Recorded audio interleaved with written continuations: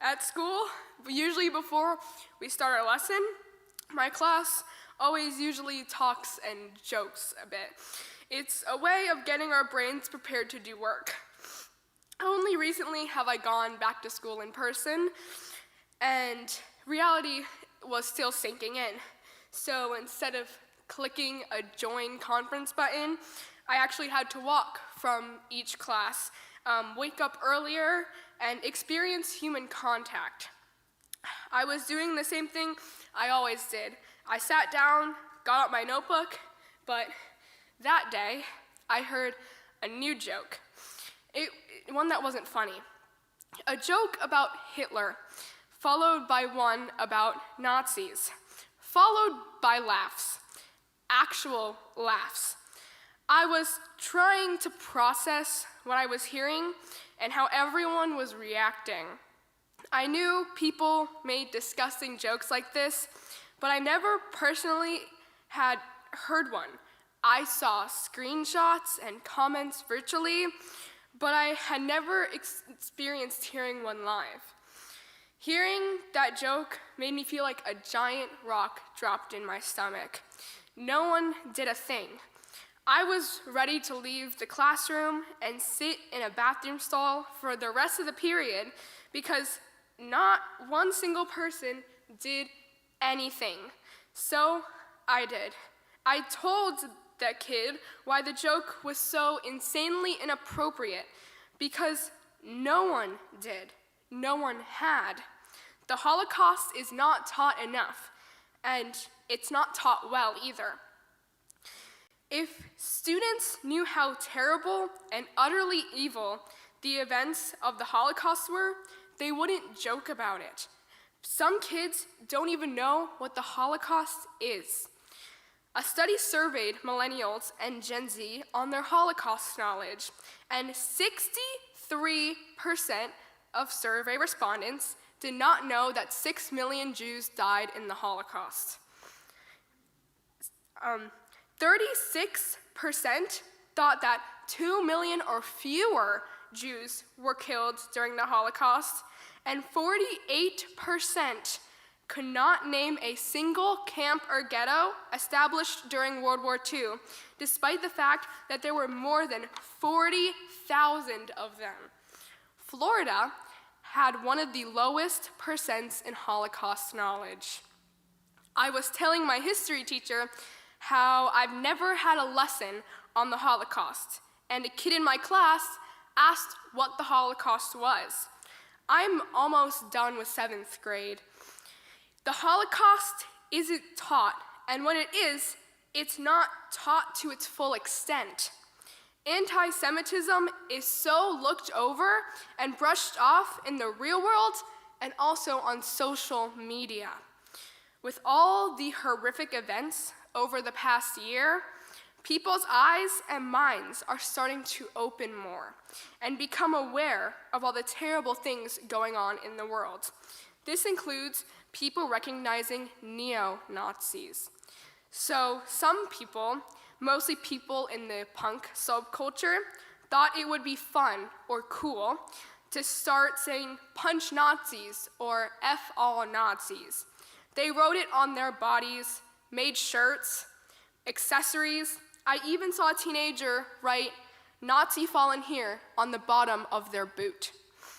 I'm sorry, but my trauma, my family's trauma, my ancestors' trauma are not yours to make yourself look cool. Make yourself seem like you care, because you don't. You care more about our abusers, the people who have caused so many Jewish people and non-Jews, might I add, pain and suffering for years and years. If you really cared about punching Nazis, then you would speak up when a Hebrew school's website got hacked by Nazis and anti-Semitic slurs were written all over the page along with Nazi imagery. The families who attended the school had their information leaked all over the internet. You would have said something when Jewish people had anti-Semitic slurs yelled at them during a menorah lighting. and someone tried to help the Jewish people, and they got dragged around the block and had their leg run over. You would have said something when an Orthodox family was visiting New York from Germany, and their faces got slashed with a knife. I've only seen about 3 people on social media who aren't Jewish speak up about anti-Semitism, 2 of which I saw during Hanukkah, when Jewish people were trending on social media because it was one of our holidays. You only want to help when you can profit off of it. It says in chapter 19, verse 18 of Leviticus, "Love your neighbor as yourself." We have all been hurting lately, but we need to turn all that painful feeling into motivation. Motivation to do something. For 4 months, me, my dad, and a couple of lovely friends went to a food line near Disney. It was to help hospitality employees that had lost their jobs due to COVID-19. This also counted as my bat mitzvah project, a community service type project that we are required to do for our bar or bat mitzvah. We handed out diapers to those who were struggling. A lot of us have been feeling helpless since we can't go back to the so-called normal. And we know that so many people are hurting.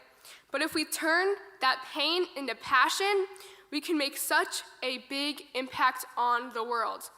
Even if it's just reminding someone in your life that you love them, you are making an impact, a humongous one. Our voice is the most powerful vehicle we have. Our words can make people feel, make people think. If you think something is wrong, speak up. Use your power. Your words can have an influence on society, even if it's just one person. Individuals may not necessarily remember your exact wording, but they will remember how those words made them feel. At the same time, if you're reckless with your words, they will come back and hurt you. Once you squeeze the toothpaste out of the tube, it's never going back in. So today, I will challenge you. I will challenge you to use your words. If there's someone you've seen all year in school, but you've been too scared to say hello, introduce yourself and be you while doing it. Remind someone in your life that you love them and how important they are to you, and make sure they know it. If you see something that is unjust, raise your voice and fight for justice. Stand up for you. Stand up for someone you know. Stand up for what's right. And when you do that, I want you to let me or someone you care about know. Be proud of yourself because you just changed the world. So I'm going to start that challenge. Everyone here in the sanctuary with me today, and everyone watching at home, you are needed in this world. It may not seem like it, but it's true. I need you and the universe needs you. Someone you meet in 20 years will need you. We will make bad decisions in life, but we will also make incredible ones. A life lived with no regrets, it's not a life. You control yourself. You are the person who can write your story, so you need to go write that New York Times bestseller. Let the world know how much you've been through and how you've prevailed. You will receive the same energy you put out, and you're the only one deciding the energy you release. If you release negative energy, it's only going to come back. But if you let out all of your positive energy, your passion, your love, it's going to rebound right back at you. It may seem like there's no one to release your energy to, but release it into the world. Release it into the atmosphere, and it will come back one day. Maybe this week, maybe in 30 years. And that energy is what makes ourselves ourselves. So I want to take all the positive energy from my childhood and give it all to you, and lock all the negative energy up in a special place in my brain where it can become motivation for my young adulthood and for the rest of my life. I'm starting a new chapter today. This is my coming of age, and I want to start it on a positive foot. So if there's one thing I want you to take away from Hope Adelson's bat mitzvah, it would be this. You are here for a reason. You have the power to change the world. Use that power. Use your voice. The world wants us to be quiet. So that's why we will scream.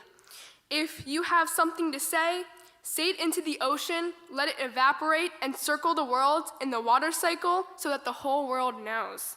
The world is built against us, so that's why we have to build against the world. Shabbat shalom.